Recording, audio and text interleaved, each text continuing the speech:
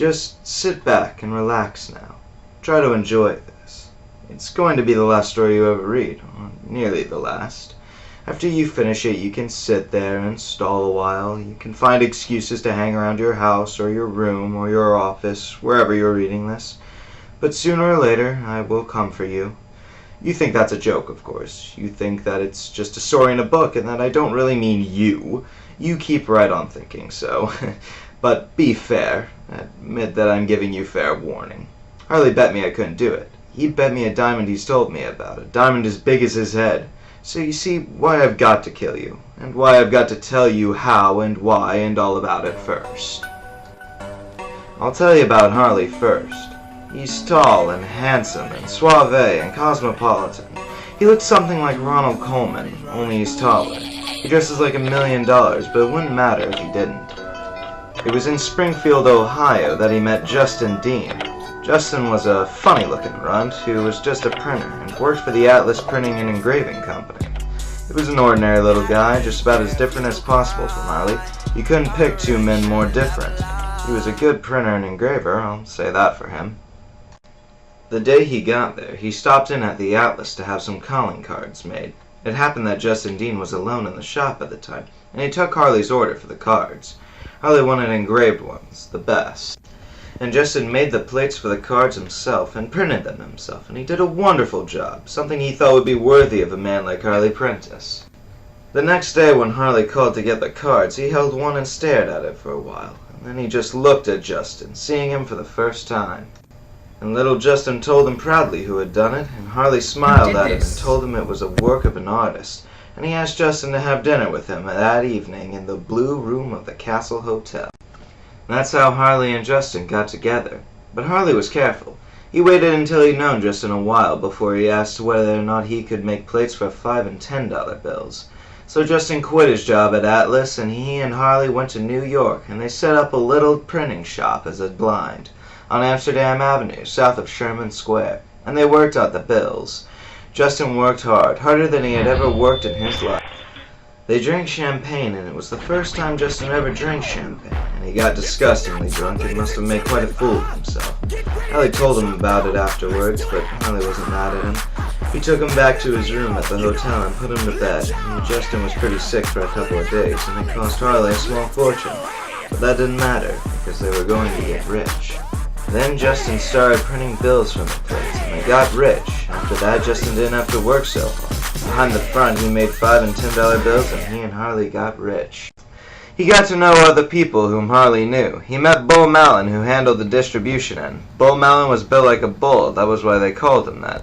He had a face that never smiled or changed expression at all, except when he was holding burning matches to the soles of Justin's bare feet. But that wasn't then. That was later. The weekend that Harley was murdered, Justin never found out what really happened, except that Harley went away and didn't come back. Oh, he knew that he was murdered all right, because the police found his body when they went to interrogate Justin, with 3 bullet holes in his chest and the most expensive suit of the best hotel in Albany. Even for a place to be found dead in, Harley Prentice had chosen the best. A little before this, though, Justin got a call. It was Harley's voice on the phone, and his voice was debonair and as unexcited as ever. He hung up. Justin hurried around to the printing shop and got the plates and the paper and a few $1,000s worth of counterfeit bills that were on hand. He made the paper and bills into one bundle and the copper plates into another, and he left the shop with no evidence. He was very clever and very careful in disposing of both bundles. He burned the paper in an incinerator. The plates were different. They wouldn't burn, he knew, so he took a trip to Staten Island and back on the ferry, and somewhere out in the middle of the bay he dropped the bundle over the side into the water. Even after all that, he still didn't truly believe that Harley was dead. He decided to call up some friends of Harley's, and he phoned Bull Malin first, and because Bull was a friend, he told him who he was and asked if he knew where Harley was. Bull Malin didn't pay any attention to that. He sounded excited a little. Justin said they didn't, that he wouldn't tell him, and he asked again about Harley. And Justin asked him again, and Bull's voice changed. Where are you? Justin told him. Harley's here. They came and got Justin, Bull Malin and 2 other men in a car, and they told him Harley was hiding out way deep in New Jersey, and that they were going to drive there now. So he went along and sat in the back seat between 2 men that he didn't know. while Bull Malin drove. They took Justin into the cabin and tied him to a chair, and they told him Harley wasn't there, but Harley had told them that Justin would tell them where the plates were, and he couldn't leave until he did. Justin didn't believe them. He knew then that they'd tricked him about Harley, but it didn't matter, as far as the plates were concerned. It didn't matter if he told them what he had done with the plates, because they couldn't get them again, and they wouldn't tell the police. So he told them, quite willingly.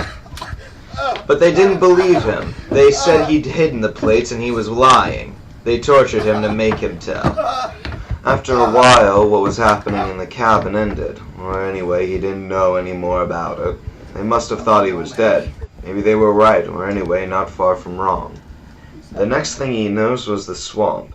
He was lying in shallow water at the edge of deeper water. His face was out of water. It woke him up when he turned a little, and his face went under. They must have thought him dead and thrown him into the water, but he had floated into the shallow part before he had drowned. I don't remember much about Justin in the swamp. It was a long time, but I just remember flashes of it. I couldn't move at first. I just lay there in shallow water with my face up. It got dark and it got cold, I remember, and finally my arms would move a little, and I got farther out of the water. I slept or was unconscious again, and when I woke up it was getting gray dawn, and that was when Harley came. I think I'd been calling him, and he must have heard. He stood there, dressed as immaculately and perfectly as ever, right in the swamp, and he was laughing at me for being so weak and lying there like a log, half in the dirt and half in the mud. And I got up, and nothing hurt anymore. We shook hands. I told him to lead the way, and he did, walking just ahead of me. We went on and came to a little farm building, and there was the smell of fresh bread just out of the oven. A woman, an ugly woman, opened the door, and when she saw me, she slammed it again before I could say a word. Strength came to me from somewhere, maybe from Harley. There was a pile of kindling logs beside the door. I picked one of them up as if it were no heavier than a broomstick, and I broke down the door and killed the woman. She screamed a lot, but I killed her. Then I ate the hot, fresh bread. I watched from the window as I ate and saw a man running across the field toward the house. I found a knife and I killed him as he came through the door. It was much better, killing with a knife. I liked it that way. I ate more bread and kept watching from all the windows, but no one else came. Then my stomach hurt from the hot bread I'd eaten, and I had to lie down, doubled up, and when the hurting quit, I slept. Harley woke me up, and it was dark. You won't need any details from here. I learned from that. I learned I mustn't talk to Harley when anybody else is around. He hides himself from them. He's got a trick, and they don't know he's there. And they think I'm funny in the head if I talk to him. I've done a lot of traveling since then. If you stop to think, you'll know where I am. I'm looking for Bull Malin and the two men that helped him. Their names are Harry and Carl. I'm going to kill them when I find them. Harley keeps telling me that those fellows are big time and that I'm not ready for them yet. Harley tells me that the kind of killing I did at the house is easy, and that it's something else to kill a person who's on guard, as Bull and Harry and Carl will be. And that's the conversation that led to the bet I mentioned.